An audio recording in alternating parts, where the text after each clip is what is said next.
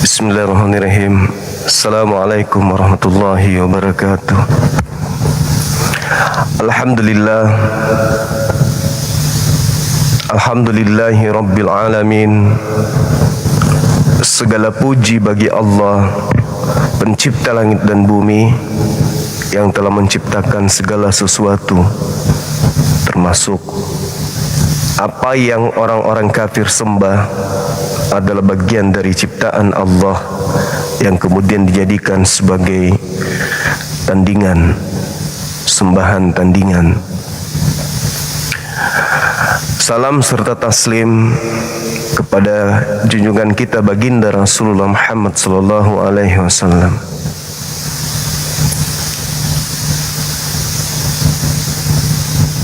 Berkat beliau, kita umat Islam memahami sebagaimana yang Allah sampaikan melalui lisan beliau. Wa ataina Isa bin Maryam al-bayyinat wa ayyadnahu bi ruhil qudus. Allah Subhanahu wa taala menjelaskan melalui lisan Nabi Muhammad bahwa Allah telah menganugerahkan kepada utusannya, kepada nabinya, kepada rasulnya Isa alaihi salam bukti-bukti yang jelas berupa mukjizat. Di lain itu, Allah juga mengabarkan kepada baginda Rasulullah Muhammad sallallahu alaihi wasallam bahwa Nabi Isa alaihi salam diperkuat dengan Ruhul Kudus. Nabi Isa diperkuat dengan pendamping atau penyampai firman dari Allah yang kemudian Allah sebut dengan Ruhul Kudus atau malaikat Jibril. Allah mengatakan, walau sya Allah maka tatalal ladzina min ba'dihim min ba'di ma ja'atuhumul bayyinah. Jadi Allah menerangkan kepada mereka, seandainya saja Allah menginginkan, niscaya orang-orang yang setelah mereka tidak akan ada saling membunuh setelah bukti-bukti sampai kepada mereka, kata Allah. Akan tetapi walakin ikhtalafu faminhum man amana wa minhum man kafar. Mereka oleh Allah sampaikan melalui lisan Nabi Muhammad, mereka berselisih sehingga ada di antara mereka yang beriman, ada pula yang kufur. Ini yang diterangkan oleh Allah. Walau sya Allah maktatalu. Andai saja, kata Allah, menghendaki, tidaklah mereka saling membunuh. Walakin Allah yaf'alu ma yurid. Akan tetapi Allah melakukan apa yang Allah kehendaki. Tak ada yang bisa menahan, tidak ada yang bisa mengatur, tidak ada yang bisa mengintervensi Allah ketika Allah Subhanahu wa taala menghendaki sesuatu. Walakin Allah yaf'al ma yurid.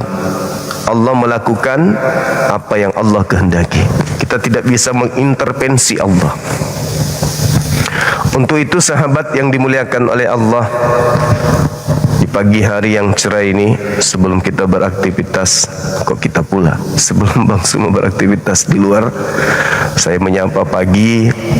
Mana tahu pagi pendetanya ada yang lagi santai, karena malam tadi pendetanya tak ada yang nongol, kecuali pendeta-pendeta lombeng nganga. Lombeng nganga itu maksudnya pendeta panjang mulut, panjang bibir, otak kerdil, otak kecil, tak ada isi. Sama seperti pendeta kingdom. Pendeta kingdom itu mulutnya aja yang lebar, bibir tebal, otak kecil, tidak ada isi. Itulah pendeta kingdom. Mudah-mudahan dia tidak dengar, teman-teman. Karena kalau dia dengarkan, dia hadir lagi di sini, ngaco lagi mulutnya, ngomong seenak dewe, banyak membodohi, misinya penyesatan. Itulah pendeta kingdom. Mudah-mudahan dia tidak dengar ya. Halo, semangat pagi saudara Ju, Jija. Halo. Dari Ya, halo. gereja mana, Bos? Saya Islam, Bang. Oh, ya, ada yang ingin diceramahi di sini? Kagak itu kan memang Yesus memang menerima kekuatan itu, Bang. Terus salahnya di mana ya? Ya, salahnya karena dia Tuhan, katanya. Kan dia memang nabi, Bang. Bukannya Tuhan. Nah, itulah makanya bahaya. Kalau Islam dengan Islam yang bicara itu makanya salah sasaran, salah komal abang ini. Iya, maksudnya kan dia kan memang dikasih kekuatan sama Allah itu.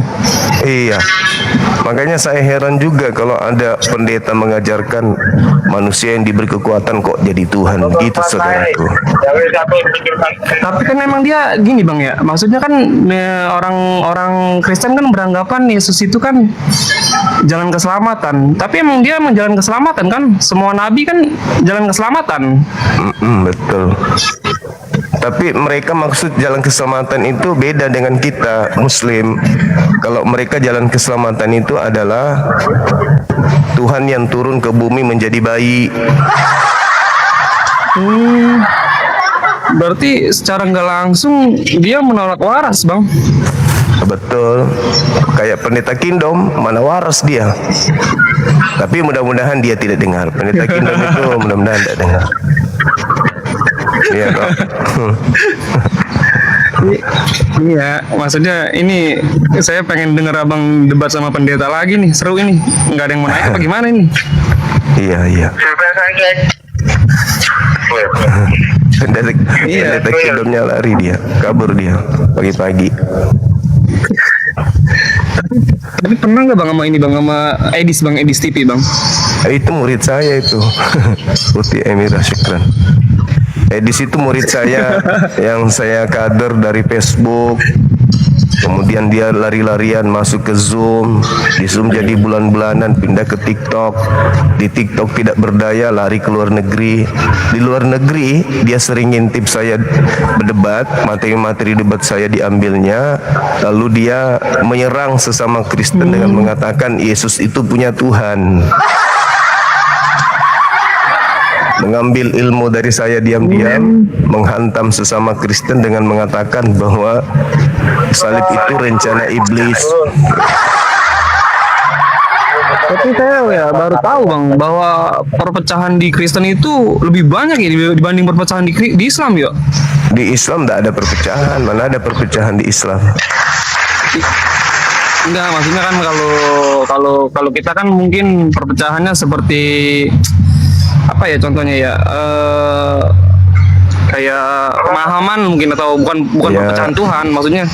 Iya, Kalau dia itu biasa. pemahaman Tuhan yang Iya. kalau dia Tuhan langsung di ini. Ya, iya betul. Ada tuh yang bilang Tuhannya 100% manusia, 100% Tuhan. Ada yang mengatakan lagi Tuhannya seutuhnya Tuhan, seutuhnya manusia kan. Aneh. Sepenuhnya Tuhan, sepenuhnya manusia. Gimana? Sudah penuh Tuhan kok bisa penuh juga manusia? Oke bosku, saya coba cari pendeta dulu ya, boleh ya? Iya. Oke, salam kenal ya. Assalamualaikum. Oke, siap bang. Oke, salam kenal bang. Waalaikumsalam. Ya, silakan saudara-saudara non muslim ajukan permintaan khususnya yang suka berdebat tentang konsep ketuhanan biar kita diskusikan dengan cara-cara elegan, bukan saling mencaci maki atau menyakiti satu sama yang lain. Berbeda dengan pendeta Kingdom, memang dia harus disakiti. Memang dia harus disakiti karena kenapa? Dia seorang pendeta, dia juru bicara gereja, dia pengajar di gereja, tapi tidak ada ilmu yang terlontar dari mulutnya, hanya maki-maki. Suma tidak mau menatap mata saya lagi, Suma tidak mau lagi memandang saya kalau berdebat. Apa pula harus memandang matamu? Teman-teman kita ini ada lucu-lucunya memang. Mudah-mudahan beliau tidak monitor pagi ini ya teman-teman ya.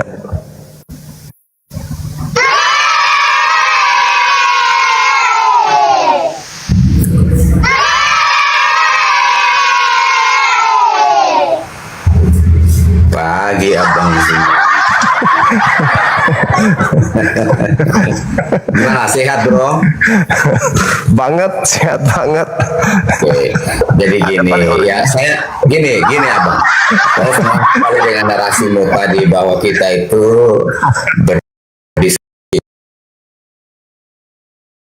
jangan saling menyakiti. Penyakit Pendeta Kingdom enggak apa-apa sedikit. Bagus lah. Ya. Bagi Ajinomoto kalau gitu. Ya, jadi Allahu gini. Akbar. Jadi gini abang, ya luar biasa ya bahwa abang ini selalu diberkati dengan kesehatan. Ya puji Tuhan bahwa semua ada dalam perlindungan Tuhan ya bang ya. Ya, alhamdulillah. Jadi maksud saya kita ini kan harus terus belajar untuk mengenal dan memahami kebenaran yang sejati itu seperti apa. Saya selalu narasikan begini abang, di dunia ini banyak sekali Tuhan, bahkan bisa jutaan dan miliaran. Tetapi dari begitu banyak Tuhan pasti hanya ada satu Tuhan yang benar. Setuju nggak? Setuju banget. Itu udah pasti itu. Ya. Udah pasti. Ya, dan temanya abang ini kan dari kemarin-kemarin juga belum selesai kayaknya pembahasan Yesus menerima kekuatan. Tapi saya juga pengen untuk bertanya sama abang nih. Boleh. Ya, dan saya juga melihat bahwa abang sudah memualafkan begitu banyak orang. Mungkin ya bisa bantu saya. Ya, saya juga pengen tahu kebenaran daripada keimanannya Bang Zuma. Ya, saya juga pengen tahu bahwa ada jaminan di dalam keimanannya abang. Karena kita ini hidup hanya sementara saja, sekali, betul. dan tidak akan ada kesempatan yang kedua kalau kita mati nanti. Nah, Ya.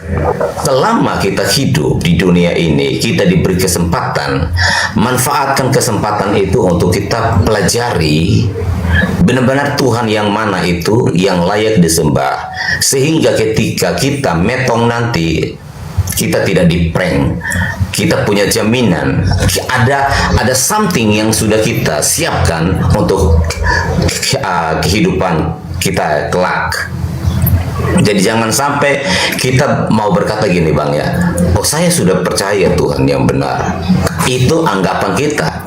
Ternyata anggapan itu salah. Jadi saya mau pastikan bahwa baik abang dan saya dan kita semua, bahkan ada 3.000 lebih yang menonton kita, benar-benar pastikan bahwa kesempatan hidup ini jangan kita sia-siakan dengan mempercayai sesuatu yang belum tentu ada kebenarannya. Makanya itu betul-betul kita harus gali, kita harus betul-betul cari tahu Tuhan yang mana itu yang layak kita sembah. Iya, betul. Benar sekali. Benar sekali. Ya. Kalau di dalam iman kami dikatakan gini. Bismillahirrahmanirrahim. Innal ladzina amanu wal ladzina hadu was-sabiin wan nasara wal mujis wal majus.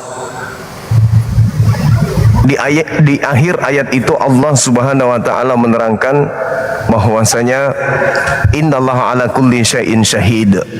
Sesungguhnya Allah Maha menyaksikan segala sesuatu.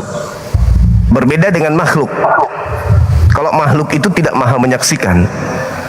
Makhluk hanya menyaksikan apa yang dilihat, apa yang diraba, apa yang dirasakan, apa yang didengarkan. Itu yang disaksikan.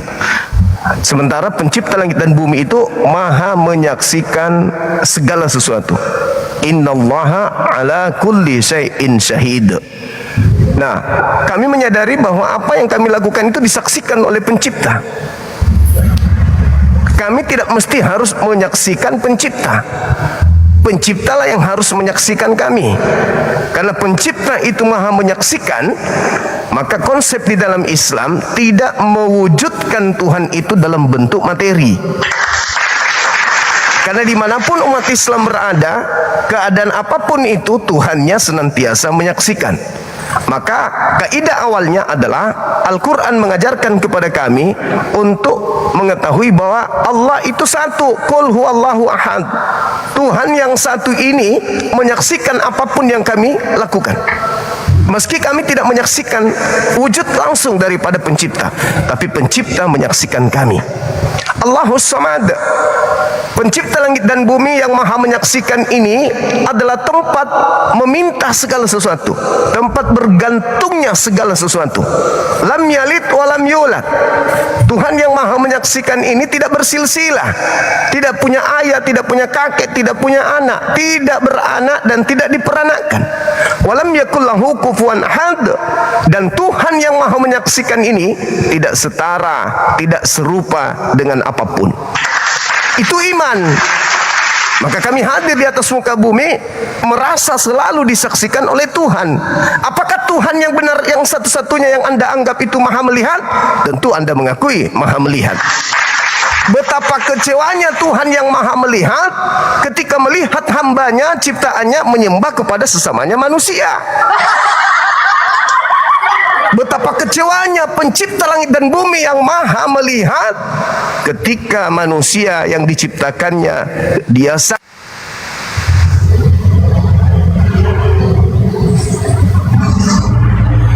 Tuhankan utusan yang diutusnya sendiri. Ini makanya dalam Islam itu tidak ada gambar Tuhan. Di Islam ada gambar Tuhannya potong. Enggak. Karena umat Islam manusia yang berakal, yang memahami bahwa Tuhan tidak mungkin bisa dilihat di atas muka bumi ini. Tetapi Tuhan bisa dirasakan, Tuhan bisa dipersaksikan keberadaannya. Cukup hanya melihat alam semesta, maka kita tahu Tuhan yang maha menyaksikan itu ada. Makanya di Islam selalu menyembah Allah dalam keadaan ruh dan kebenaran. Apa maksud menyembah Allah dalam ruh?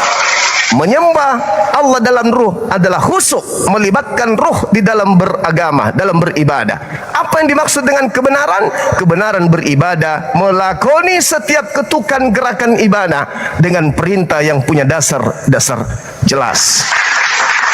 Bukan hanya membuat ritual yang tidak ada perintah dari Tuhannya. Maka Islam lebih mempraktikkan apa yang dinasihatkan oleh Yesus, sembahlah Tuhan dalam roh dan kebenaran. Libatkan jasad dan ruh kita dalam beribadah, dan gerakan ibadah kita ini adalah diperintahkan dan dicontohkan oleh pembawa agama tersebut. Demikian.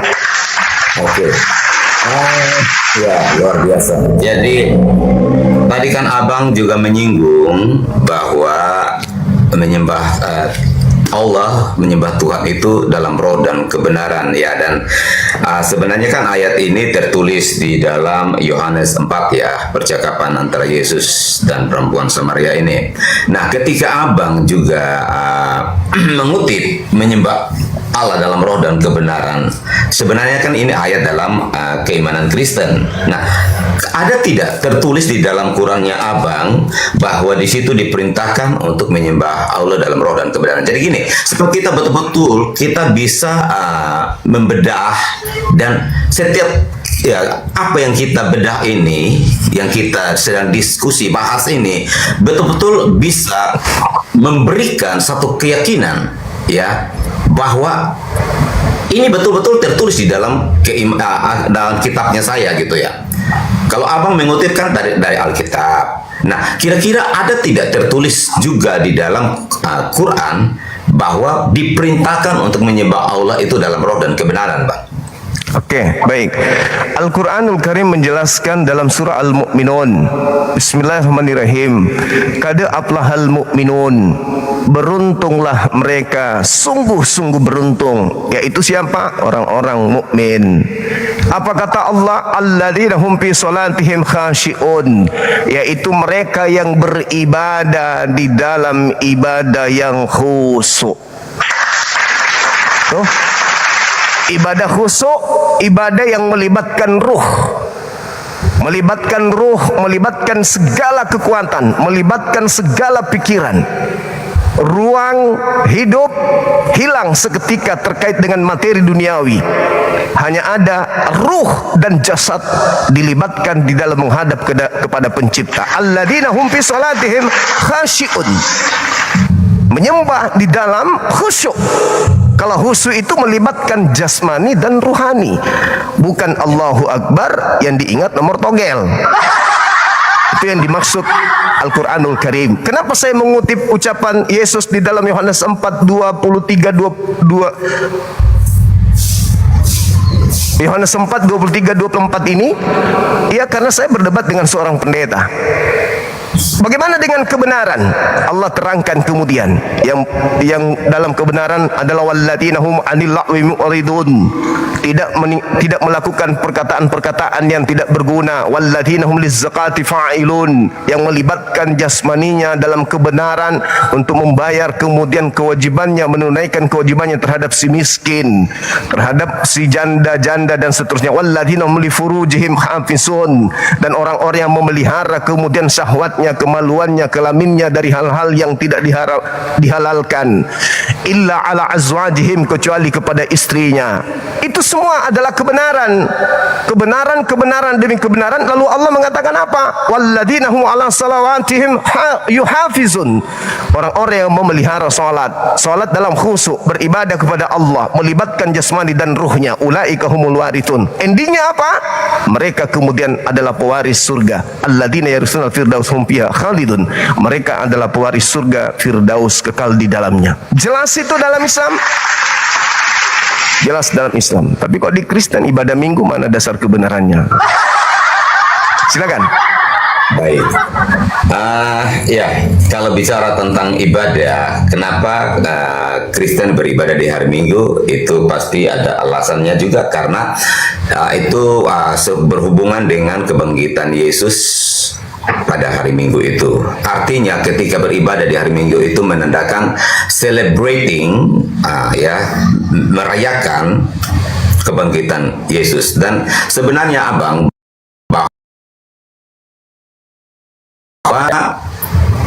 bagi oleh waktu ya.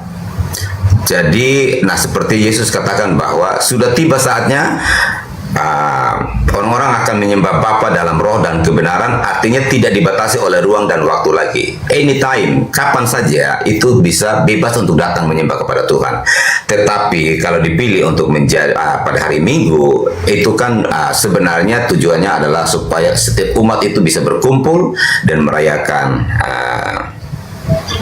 kebangkitan Kristus.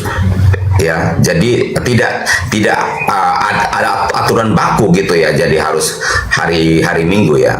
Tetapi ya mungkin karena itu sudah menjadi kesepakatan, jadi ya sudah dipilihlah hari Minggu, sekalian juga dijadikan hari libur internasional kan. Tapi itu bukan poin daripada diskusi kita. Nah, saya juga pengen tahu gini Abang ya. Kalau kami Kristen, Perjanjian Baru itu, kitab Perjanjian Baru itu kan menuliskan tentang ketika Yesus datang, dan para rasul juga menulis semua. Nah, dari Perjanjian Baru ini selalu terkorelasi dengan Perjanjian Lama, karena tidak mungkin ada Perjanjian Baru tanpa Perjanjian Lama. Karena Perjanjian Baru itu adalah penggenapan akan nubuat-nubuat dan semua yang tertulis di dalam Perjanjian Lama, selalu terkorelasi. Nah, saya pengen tahu nih Bang, kalau Quran, apakah Quran itu dia berdiri sendiri, dan apakah bahwa Quran itu juga terkorelasi dengan kitab-kitab sebelumnya? Karena tidak mungkin, ini pemahaman saya ya Bang ya, tidak mungkin Tuhan itu memberikan firman-Nya itu saling terpisah satu sama yang lain. Pasti harus terkorelasi, ada hubungannya. Jadi dari awal sampai endingnya itu selalu terkorelasi. Nah, coba mungkin Abang bisa kasih pemahaman, penjelasan tentang kitab Quran, apakah ada korelasinya dengan kitab-kitab sebelumnya? Dan mungkin kalau Abang bilang ada, bisa buktikan di mana ayat-ayat yang memberikan peneguhan tentang ya adanya Quran. Silakan Bang. Oke, baik. Al-Quran menarasikan di dalam surah Al-Ahqaf. Di situ diterangkan di ayat 12-nya.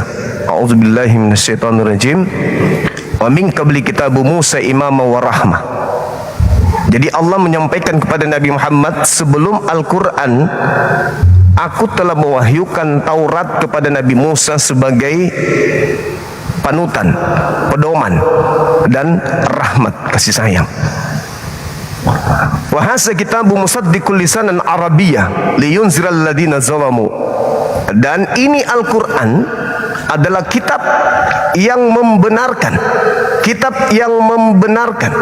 kitab-kitab sebelumnya yang datang kepadamu dengan menggunakan bahasa Arab untuk memberi peringatan kepada orang-orang yang zalim dan memberi kabar gembira kepada orang-orang yang muhsin.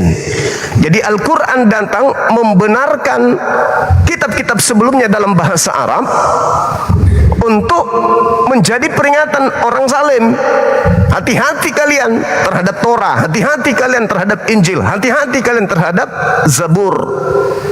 Itu yang diterangkan oleh Al-Quranul Karim. Jadi tidak ada kesinambungan dalam arti kata bahwa ini perjanjian lama, ini perjanjian baru, muncul perjanjian akhir. Itu nggak ada, nggak disifati Quran. Al-Quran datang untuk menerangkan keadaan kitab-kitab terdahulu. Itu yang didatangkan oleh Allah kepada Nabi Muhammad untuk menjelaskan keadaan kitab terdahulu. Bagaimana nabi-nabi terdahulu menerima kitab, lalu bagaimana umatnya menyelewengkan kitab, lalu bagaimana adanya penulis-penulis kitab yang mengatakan itu dari Tuhan padahal bukan dari Tuhan. Itu jawaban saya. Sedangkan ketika Anda mengatakan tidak mungkin ada perjanjian baru kalau tidak ada perjanjian lama, oke, tetapi perjanjian lama tetap ada kokoh, satu ajaran tegas terhadap Bani Israel meski tak ada perjanjian baru.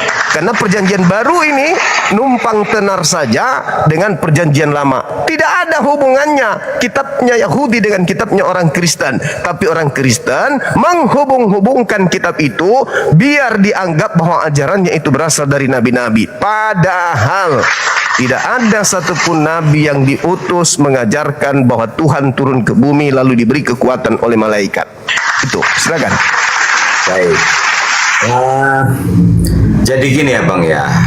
Sorry buat Abang dan juga teman-teman Islam semua, saudara Islam. Jadi mungkin kalau ada narasi saya atau ya perkataan saya mungkin tidak connect, tidak selaras dengan apa yang dipercayai oleh Abang, ya namanya kita hidup berbeda. Iya, betul. Ya, jadi saya juga sebenarnya capek juga ya kalau dengan cara debat diskusi yang selama ini kita lakukan, sebenarnya itu juga hal yang nggak baik dan nggak sehat, baik buat jiwa kita ya. Bahkan kalau jiwa kita juga terganggu, maka itu juga akan berdampak kepada tubuh kita. Karena itu ya kita harus jaga supaya baik roh, jiwa, dan tubuh kita itu tetap sehat. Dan ketika kita berdiskusi, kita ini boleh berdebat yang keras itu boleh, tetapi kalau yang kasar, saya pikir ya kita belajar untuk kita hentikan semua itu. Karena ya namanya kita sesama anak bangsa, kita harus saling menghormati dan menghargai satu sama yang lain. Jadi Bang Suma, ya saya secara pribadi juga lewat kesempatan ini minta maaf buat Abang. Mungkin beberapa waktu kemarin ya kita selalu berargue, ya mungkin ada timbul ya perasaan-perasaan yang mungkin marah atau apa. Tapi bagi saya pribadi Abang, saya nggak marah sama Abang, saya nggak marah juga sama saudara-saudara Islam. Saya tetap mengasihi semuanya, dan ya saya berharap bahwa kita ini tetap berjalan bersama-sama di dalam perbedaan kita. That's okay, nggak perlu harus saling memaksakan.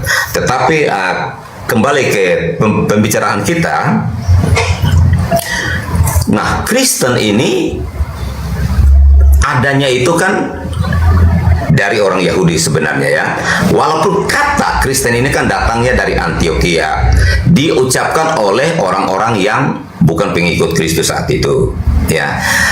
Dan yang memberitakan tentang Yesus ini juga murid-murid Yesus sendiri juga orang Yahudi.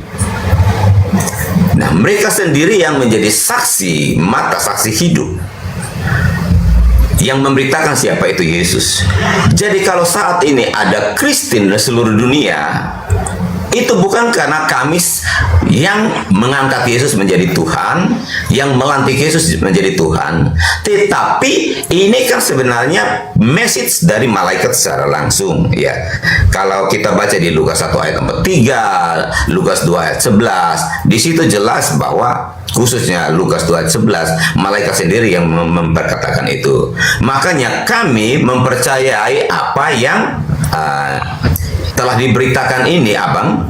Dan sebenarnya bukan hanya sebatas ketika kami mendengarkan pemberitaan siapa itu Yesus, tetapi kami melihat bahwa ada fakta, ada bukti, ada nyata kuasa daripada Yesus yang betul-betul masih nyata sampai saat ini. Nah, ini yang membuat kami itu tidak ragu sedikit pun.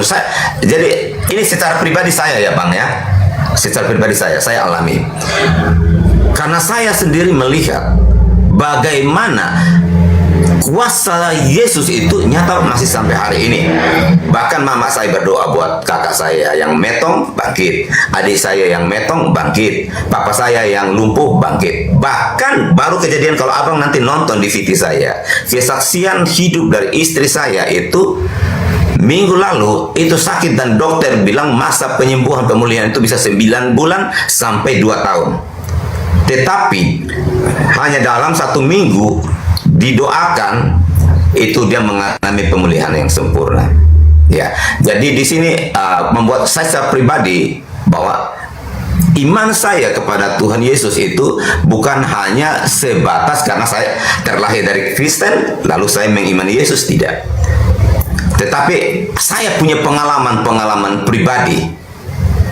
Pengalaman pribadi inilah yang meneguhkan dan menguatkan, dan saya melihat bahwa ternyata betul apa yang tertulis di dalam Alkitab itu terbukti adanya, Bang. Ya. Nah, itu aja dulu, nanti Abang ya kita saling. Baik. Jadi gini, Bung. Ada 2 hal. Yang pertama terkait dengan iman saudara. Iman saudara adalah kepercayaan dan keyakinan saudara saya nih. Itu adalah ranah iman.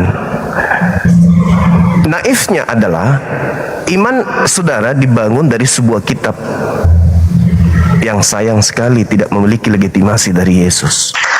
Padahal Bible itu adalah berita besar. Bible itu adalah perkara dahsyat. Surat-surat yang ada di dalamnya adalah nuansa keilmuan yang menghantarkan separuh dari penduduk bumi menjadi hidup dalam konsep keyakinan yang menurut saya matang bagi pemeluknya, sempurna bagi yang mempercayainya. Sayang sekali kitab ini tidak memiliki legitimasi dari Yesusnya, sebagaimana Nabi Musa alaihissalam memberikan legitimasi terhadap Torah, Nabi Muhammad memberikan legitimasi validasi terhadap Quran. Bible adalah kumpulan cerita-cerita yang dihasilkan dari penulis-penulis yang menelaah. Kemudian mereka mengumpulkan apa yang mereka saksikan dari kesaksian, dari pemberitaan, cerita-cerita orang, kumpulan-kumpulan peristiwa yang mereka susun. Tersusun dengan rapi, tapi tidak Yesusnya ada. Apakah ada kebaikan di dalamnya? Ada. Akan tetapi kebenaran dan kebaikan yang muncul di dalam Bible tidaklah bisa dijadikan sebagai hak mutlak secara absolut untuk menghantarkan manusia dalam beragama dengan agama yang betul. Al-Quran memberikan validasi. Nazzala alaikal kitaba bil haq musaddiqan lima baina yadayhi wa anzalat Torah wal Injil. Al-Quran memberikan narasi-narasi kuat. Injil, berita gembira, kabar sukacita. Itu adalah sebuah hak mutlak milik Nabi Isa yang diajarkan kepada kaumnya Bani Israel, yang puing-puingnya kemudian dicatat oleh orang-orang asing yang hari ini disebut dengan perjanjian baru. Jelas itu. Itu jelas. Itu yang pertama. Yang kedua, ketika Al-Quran menjelaskan surah Al-A'raf ayat 27 ayat 30, Tuhan menjadikan mereka orang-orang yang tidak beriman kepada para nabi dan kepada Allah, iblis sebagai pemimpin. Itu kata Quran. Saya membaca penekanan Al-Quran tentang Injil dan saya temukan data di dalam Bible. Konon Yesus mengatakan bahwa iblis memberikan kekuatan mujizat-mujizat kepada para pengikutnya. Sekiranya mungkin mereka bisa bermujizat, menyembuhkan orang, mengobati orang, bahkan sampai kepada level membangkitkan orang mati. Apa kata Yesusnya? Matius 24 nomor 24. Semua itu dilakukan sekiranya mungkin untuk menyesatkan orang-orang pilihan juga. Validasi jelas itu. Jadi kalau saudara hari ini bisa bermujizat, mohon maaf, tunggu waktunya ketika ada masa Anda bertemu dengan Yesus. Enyahlah daripadaku, aku tidak mengenal kalian. Loh, aku bermujizat pakai namamu, aku bernubuat, betul, tapi kamu tidak melakukan kehendak Bapa Elohim. Itu yang kedua. Jadi bukan menjadi takaran, bukan menjadi ukuran Anda menyembuhkan orang mati, Anda kemudian menyembuhkan orang lumpuh dan seterusnya, bahwa itu adalah takaran kebenaran. Tidak. Kenapa? Karena dia memiliki dua mata pisau. Yang pertama, Yesus pun mengatakan iblis mampu melakukan hal yang sama. Sekiranya mungkin pengikutnya bisa disesatkan, orang-orang pilihan bisa disesatkan. Apalagi kalau kita ini hanya manusia biasa. Dengan mujizat seperti itu Anda bisa dituhankan, Anda bisa didewakan. Tetapi apakah itu cerminan sebuah kebenaran mutlak? Belum tentu. Kenapa? Karena di situ ada dua mata pisau yang saling mengancam antara orang yang bermujizat. Satu bermujizat karena iblis, satu bermujizat karena Tuhan, dan dua-duanya menggunakan nama Yesus. Boleh Anda renungkan. Al-Quran saya sudah mengatakan, wa iyada'una illa syaitanam marida. Iblis bisa memberikan kuasa kepada pengikutnya. Apa yang iblis tidak bisa lakukan? Ketika dia menginginkan pengikutnya dituhankan, pengikutnya didewakan, untuk memalingkan manusia dari ajaran yang sesungguhnya. Bukan Al-Quran sekedar Al-Quran, tetapi Yesus yang ada di dalam Bible Anda pun mengatakan pada hari terakhir nanti. Maksud hari terakhir itu adalah masa di mana manusia akan dikumpulkan, sudah dikumpulkan, dan akan digiring neraka atau surga. Disitulah manusia akan kehausan dan kelaparan. Dalam arti kata, mereka haus validasi dari nabi-nabi yang mereka ikuti. Mereka haus, mereka lapar validasi dari Tuhan yang mereka sembah. Tapi apa kata Nabi Isa atau Yesus? Di dalam Al-Quran dikatakan, "Makultulahum illa ma amartani bi ani abdullah rabbi wa rabbaku." Maaf ya Allah, aku tidak pernah mengajarkan orang-orang ini untuk menuhankan diriku. Aku hanya mengajarkan mereka untuk menuhankan Engkau, di mana Engkau adalah Tuhanku dan Tuhan mereka. Jelas Yesus pun mengatakan demikian. Melainkan yang melakukan kehendak Bapa. Orang-orang yang memanggil aku Tuhan, bernubuat, mengusir setan, bermujizat, tidak akan masuk surga, melainkan melakukan kehendak Bapa. Kehendak Bapa itu yang mana? Perjanjian lama atau perjanjian baru? Perjanjian lama, yang adalah perjanjian baru Tuhan. Jadi dua poin ini yang ingin saya sampaikan kepada saudara saya, bahwa ketika Anda membangun sebuah akidah, membangun sebuah kepercayaan, keyakinan yang Anda katakan menghantarkan Anda kepada keselamatan, sayangnya buku ini tidak mendapat validasi dari Yesus. Yang kedua, mujizat yang Anda lakukan, Yesus sudah berikan jawabannya, bahwa orang yang disesatkan, penyesat pun bisa melakukan hal yang sama. Demikian. Oke, baik. Jadi bicara tentang validasi Yesus terhadap Injil. Nah, Matius, Markus, Lukas, dan Yohanes itu mereka menulis kitab ini setelah Yesus naik ke surga. Ya, jadi kalau supaya menuntut harus ada validasi dari Yesus, jelas tidak mungkin karena Yesus sudah naik ke surga. Nah, bagaimana kita bisa memvalidasi bahwa apa yang ditulis oleh mereka ini benar adanya? Yaitu dari rasul-rasul yang lain. Mereka tidak menentang, tidak ada juga contoh ya, kayak mungkin Petrus dan murid-murid yang lain, mereka akan menentang apa yang ditulis oleh keempat sahabat mereka ini. Tetapi tidak ada satu validasi pun yang menyatakan bahwa tulisan mereka itu salah. Dan yang kedua, mengenai mujizat-mujizat. Nah, memang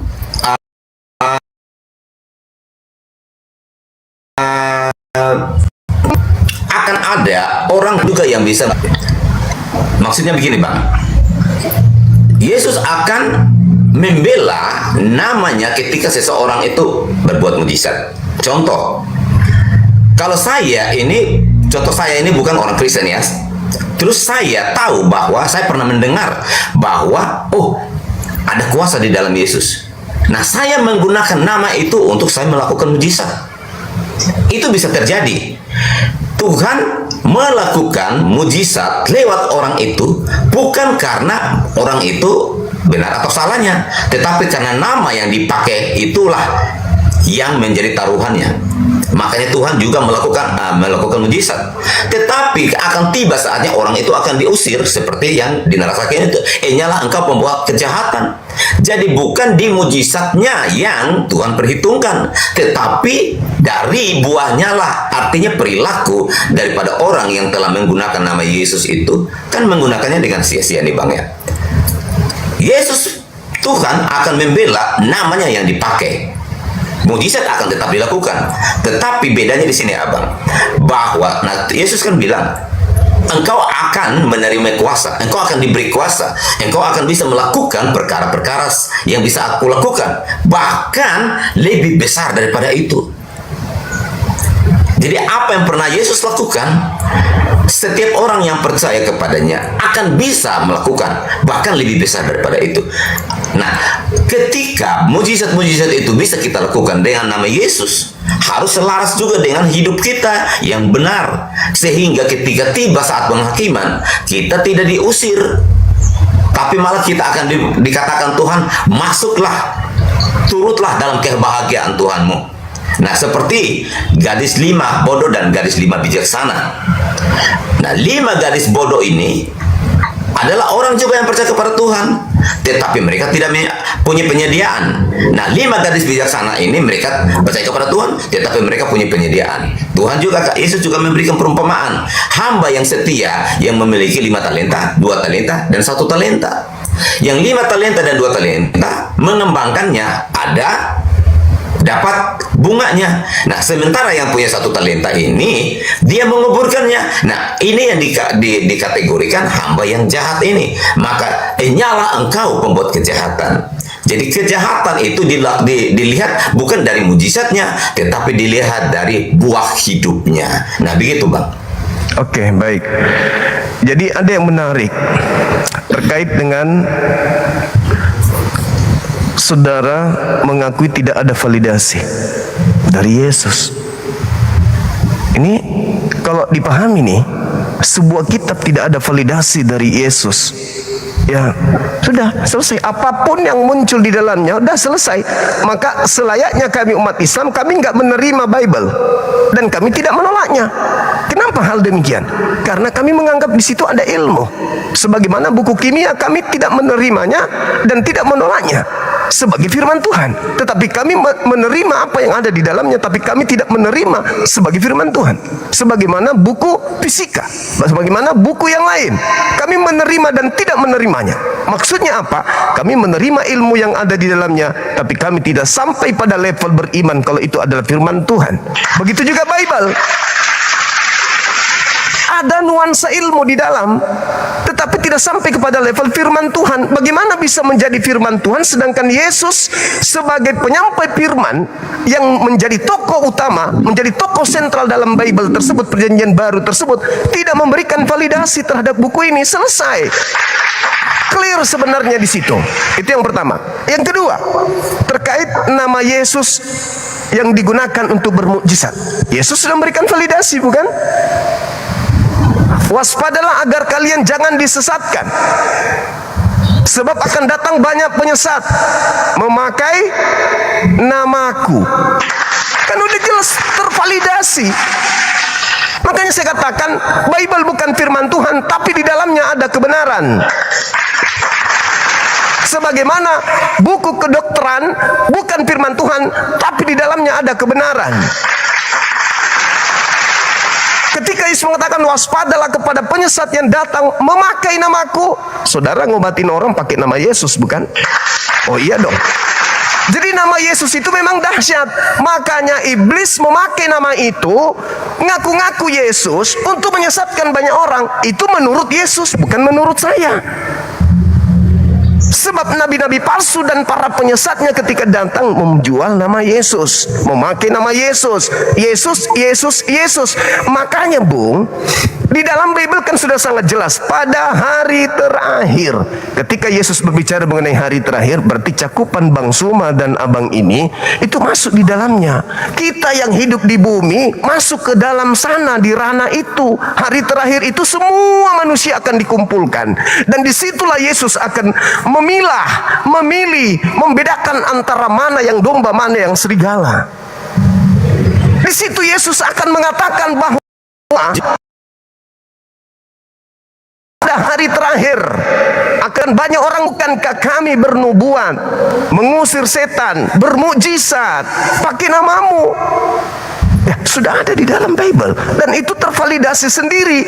Bahkan dikatakan itu ucapan Yesus. Meski secara kitab utuh tidak ada validasi Yesus terhadap kitab ini, tapi naungan yang ada di dalamnya, itu pengajaran-pengajaran yang ada di dalamnya yang dijadikan sebagai naungan oleh saudara kami Kristen, konon diceritakan itu ucapan Yesus. Pada hari terakhir berarti abang terkait, saya pun terkait. Abang menggunakan nama Yesus, saya tidak. Anda bermujizat pakai nama Yesus, saya tidak. Sekarang permasalahannya di mana? Yang melakukan kehendak Bapa. Ada nggak kehendak Bapa agar kita menyembah Yesus? Ada nggak kehendak Bapa agar kita membatalkan hukum Taurat, agar kita merasulkan Paulus, agar kita mengkitabkan perjanjian baru? Ada nggak? Tidak ada. Agar kita ibadah minggu, menggantikan hari Sabat, agar kita makan babi, membatalkan kemudian haramnya babi, agar kita kemudian tidak bersunat, membatalkan perjanjian. Ada nggak kehendak Bapa? Tidak ada. Tapi toh Anda mampu melakukan kemudian mujizat. Nama yang Anda pakai adalah nama Yesus. Ketika Anda membangkitkan orang tua kita, dia bangkit. Nama siapa yang Anda pakai? Nama Yesus. Tapi kenapa Yesus mengatakan aku tidak mengenal? Datang makhluk, datang sosok, datang kekuatan dari Yesus, tetapi Yesus sendiri mengatakan aku tidak mengenal engkau. Berarti yang datang dalam nama Yesus ini bukan Yesus, karena Yesus tidak mungkin bohong. Kalau saudara bermukjizat, membangkitkan orang mati dalam nama Yesus, kan bukan saudara yang membangkitkan, bukan saudara yang punya kekuatan, tetapi yang punya kekuatan itulah yang Anda panggil yang bernama Yesus ini. Datang dia. Ketika ia datang berarti dia melihat Anda, dia melihat saudara, dia mengenal saudara. Oh saudara, Pendeta Kindo memanggil saya untuk mengobati, untuk menyembuhkan, untuk membangkitkan orang ini. Berarti yang datang kepada Anda pada saat Anda bermukjizat mengenal Anda. Tapi kenapa Yesus mengatakan aku tidak mengenal Anda? Berarti yang datang dalam nama Yesus bukan Yesus yang asli. Karena tidak mungkin Yesus berbohong. Aku tidak mengenal engkau. Masa kau tidak kenal dia? Iya. Lah kamu datang membantu dia membangkitkan orang tuanya. Bukan aku. Iblis yang memakai namaku. Bukankah ketika aku dicobai di padang gurun, di bumbungan bait suci, di dalam gunung yang tinggi, apa kata iblis? Segala kuasa, segala kemegahan, segala kerajaan dunia akan aku berikan kepadamu jikalau engkau menyembah aku. Sembahlah aku dalam nama Yesus. Maka segala kuasa dunia akan kuberikan. Kecil itu kalau hanya membangkitkan orang mati, kecil. Kuasanya akan aku berikan kepadamu. Jadi jangan heran, kami umat Islam justru mengatakan Al-Quran betul, Bible betul, Yesus betul. Kalau ada penyesat yang membantu pengikutnya, wa ikhwanuhum yang wuddunahum fil ghayyi tsumma la yuksirun. Kami percaya Al-Quran itu bahwa iblis adalah pembantu-pembantu orang kafir, orang-orang kafir pembantu-pembantu iblis dalam menyesatkan manusia. Itu poin bang. Jadi ketika saudara mengatakan tidak ada validasi, clear, sudah selesai kita. Dan ketika saudara kemudian menggunakan nama Yesus, clear juga, sudah selesai kita. Memang betul apa yang dikatakan oleh Yesus, waspadalah agar kamu jangan disesatkan, sebab akan datang banyak orang memakai namaku dan menyesatkan banyak orang. Ya, saya kira begitu. Silakan. Ya, jadi satu hal mengenai validasi yang Abang minta, apakah Yesus memvalidasi? Kalau kita baca di Matius 28 ayat 19 dan 20, ketika Yesus perintahkan kepada murid-murid, pergilah dan jadikanlah semua bangsa muridku, ajarlah, baptislah mereka, ajarlah mereka. Nah, itu validasi langsung daripada Yesus untuk murid-muridnya pergi ke seluruh dunia untuk memberitakan, menjadikan semua bangsa murid Yesus. Jadi itu validasi yang langsung diperintahkan oleh Yesus kepada para rasul ini. Tapi kalau Abang menuntut apakah ketika para rasul ini, Matius, Markus, Lukas, dan Yohanes ini, bahkan sampai ke Wahyu, karena kita baca yang perjanjian baru itu kan dari Matius sampai ke Wahyu, apakah kitab-kitab ini divalidasi langsung oleh Yesus seperti yang Abang maksudkan bahwa Muhammad memvalidasi, ya, bersama Allah memvalidasi Quran, maka tidak akan ditemukan data secara eksplisit bahwa Yesus memvalidasi tulisan-tulisan para rasul ini. Karena Yesus sudah naik ke surga, baru kitab-kitab ini ditulis. Tetapi kalau untuk membuktikan bahwa ada kebenaran di dalamnya atau tidak, ya kita lihat saja dari ajaran-ajarannya, tulisan-tulisan di dalamnya, dan buah-buah dari para rasul ini bisa membuktikan bahwa apa yang mereka tulis, apa yang mereka ajarkan itu tidak bertentangan, bahkan mereka melanjutkan apa yang diajarkan oleh Yesus. Karena kita lihat cara metongnya para rasul ini itu mengerikan loh Bang. Ada yang disalib terbalik, ada yang digoreng, ada yang dipancung. Kematian mereka itu mengerikan. Hanya ini satu nama yang bisa mengorbankan hidup mereka seutuhnya. Bahkan mereka tidak pedulikan diri mereka, hidup mereka nggak pedulikan demi satu nama yang telah mereka percayai bahwa dia itu adalah Tuhan. Nah gitu Bang. Oke, baik. Jadi tidak ada validasi di dalam Bible, khususnya yang diimani oleh saudara kita Yahudi. Ulangan 18, 20, 21, 22. Siapapun dia yang mengatasnamakan Tuhan apa yang tidak pernah Tuhan firmankan kepada mereka, mereka harus mati dengan cara mengenaskan. Yang pertama.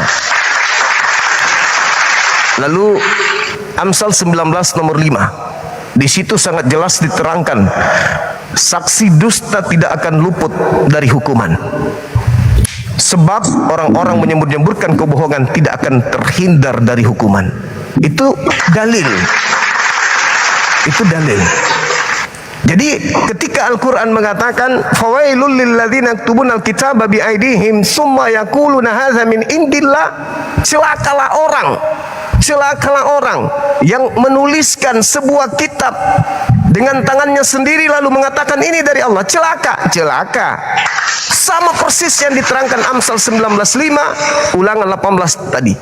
Artinya bahwa jangan bangga ketika orang-orang yang Anda imani sebagai rasul, sebagai penyampai firman, menyatakan firman dan kemudian ending dari kehidupannya itu celaka. Jangan bangga. Justru itu menggenapi nubuatan yang dimaksudkan oleh Bible dan juga Al-Quranul Karim. Fawailul lilladzina yaktubuna al-kitab. Celakalah orang-orang yang menuliskan kitab dengan tangan mereka sendiri. Nah, jadi saudara, kalau diterangkan di dalam Bible, murid-muridnya diperintahkan, saya katakan itu kebenaran. Man ansari ilallah, nahnu, kami, kata murid-muridnya, kami yang akan membantu menegakkan tali agama Allah. Kepada siapa? Kaum Bani Israel. Kami, kata sahabatnya, kata murid-muridnya. Itu betul, itu tervalidasi, memang benar. Cuman masalahnya sekarang adalah kerangka iman, kepercayaan, keyakinan yang tersusun di dalam Bible, khususnya Perjanjian Baru, itu tidak mendapatkan validasi dari Yesus. Itu masalah besar. Bagaimana mungkin kita menyandarkan hidup kita tentang surga nerakanya kita kepada sebuah buku yang tidak tervalidasi? Andai buku itu mengajarkan satu jalan menuju neraka, tetap aja kita imani. Kenapa? Karena di situ mengatasnamakan Yesus. Tapi kita lupa itu buku tidak ada validasinya dari Yesus. Kenapa begitu berat untuk memahami itu? Ya karena sudah terlanjur dipercayai, sudah terlanjur diimani, hidup semati dengan buku itu, tapi tidak sadar bahwa buku ini tidak mendapatkan validasi akurat dari Yesus itu sendiri. Ini sudah cukup jelas bagi kami orang Islam, bagi yang berakal, tidak akan mungkin mau menggadaikan iman kami kepada sebuah buku apapun itu, buku seperti apapun narasinya, kalau tidak ada validasi dari sang sumber itu sendiri. Itu dari saya, sahabat Sinta Lilik yang ada di YouTube. Syukran, barakallahu fiik. Silakan saudaraku pendeta, silakan. Oke, saya rasa ya cukup ya penjelasan dari Bang Suma mengenai ya validate-nya Alkitab dan ya terutama di Perjanjian Baru.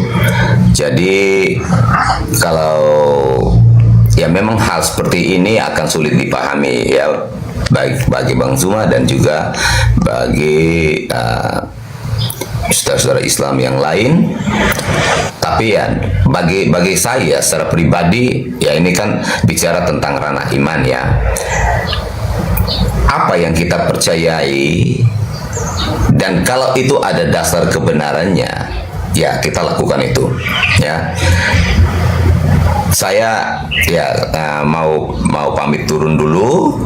Cuman ya saya secara pribadi saya minta maaf sama Bang Zuma bahwa kita sudah lebih dari 30 kali bertemu dan biasanya kan kita suka berantem nih ya. Arti berantem maksudnya dalam kita berkata-kata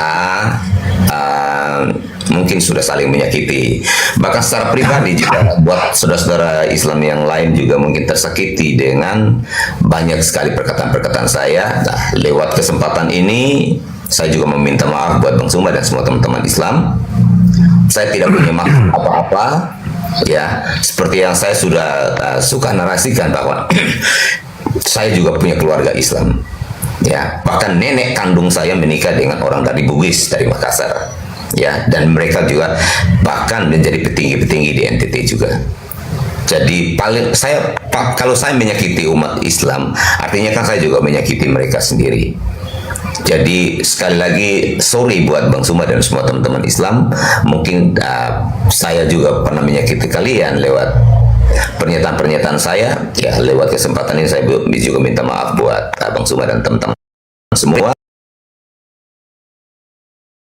Dan saya saudara-saudari dan juga ya mari kita belajarlah untuk ketika kita berdiskusi jangan kita pakai otot kita, jangan kita pakai urat kita pakai kita pakai otak kita untuk kita saling mengedukasi satu sama yang lain. Masalah perbedaan iman itu hal yang wajar, hal biasa ya. Tetapi namanya kita sesama anak bangsa, kita harus saling bersatu supaya ya orang di luar juga, dunia luar juga bisa melihat bahwa ya kita sesama anak bangsa tidak saling perang sendiri gitu ya.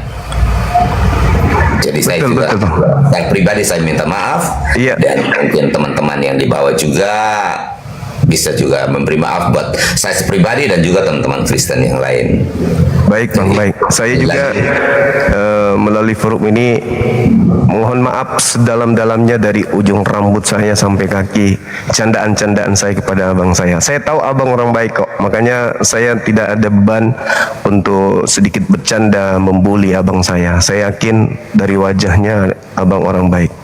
Saya minta maaf yang sedalam-dalamnya ketika ada kata, ada ungkapan, ada candaan yang ya nyakiti abang.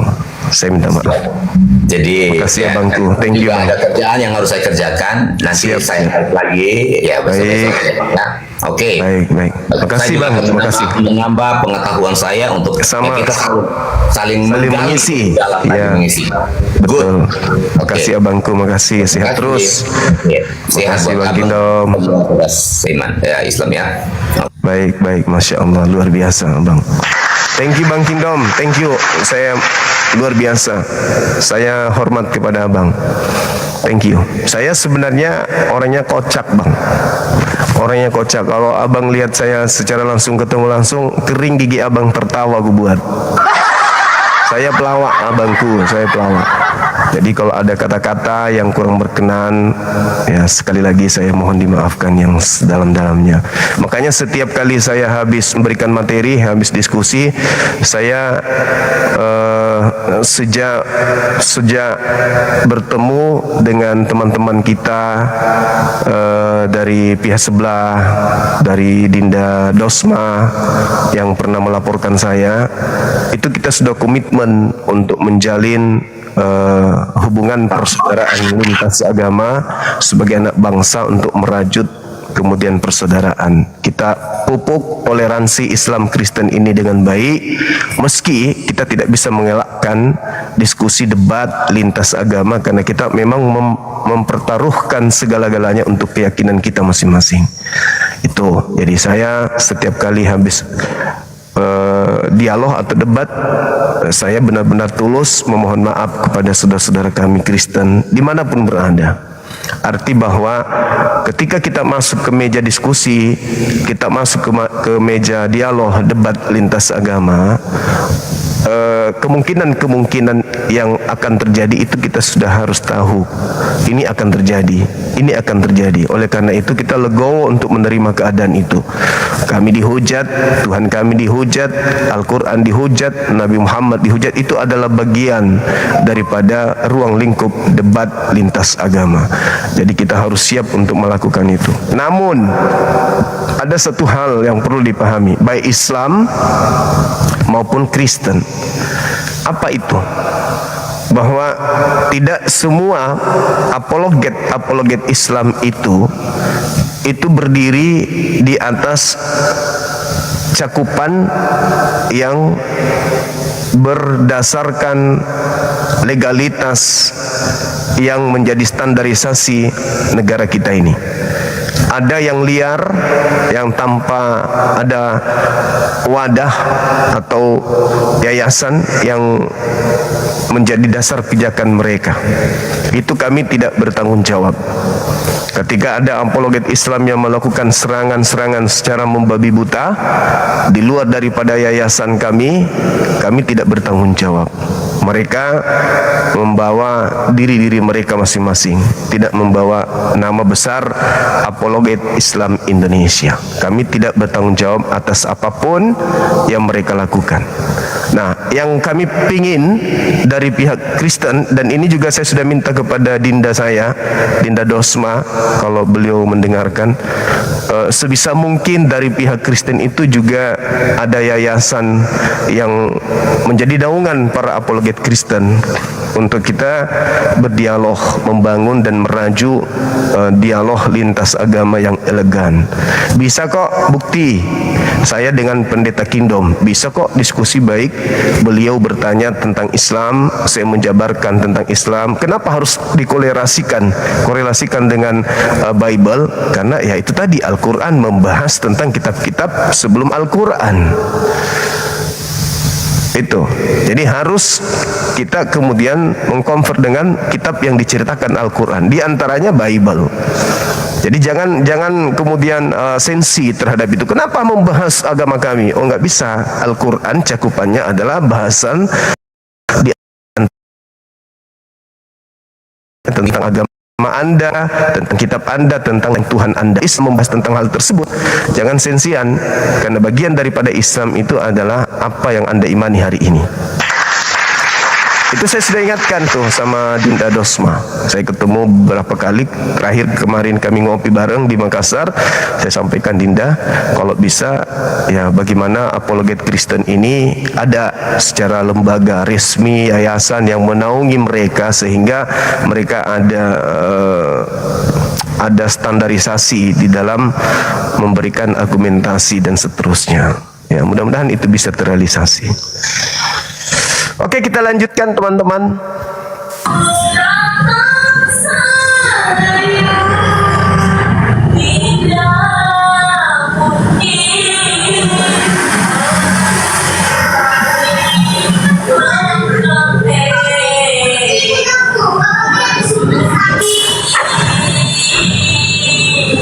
Halo. Itu yang nangis di belakang siapa, Bang?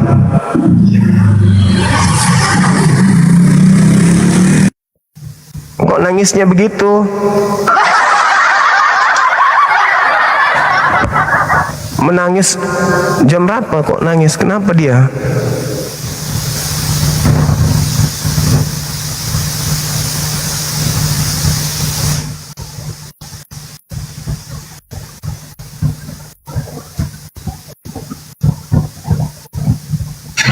Pagi Pak Juma. Halo Pak Guru. Halo juga Pak Guru. Oh itu nyanyi tadi. Oh. Ya. Saya tadi salut juga dengan narasinya. Kita berapologet harus dengan santun gitu dan tertib. Memang gitu. Jadi saya setuju dengan apa yang Bang Juma. Harus ada yang menaungi. Kalau nggak ada yang menaungi, liar. Ya kan? Contohnya Bang Juma di bawah yayasan. Kalau yang contohnya saya sebagai guru di bawah negara gitu kan, di bawah kementerian gitu kan. Jadi kalau nggak ada menaungi, liar. Apalagi apologetnya di luar negeri sana nggak ada.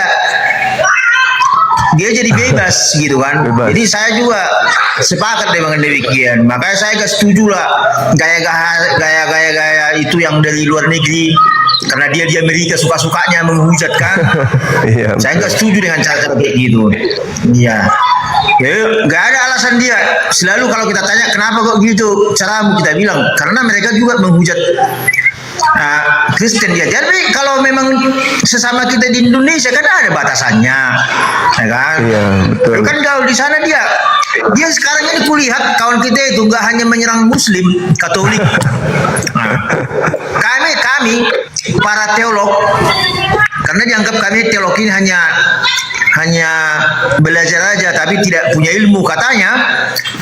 Bayangkanlah kita sudah diuji negara, sudah kuliah, sudah meja hijau, sudah diuji negara kan.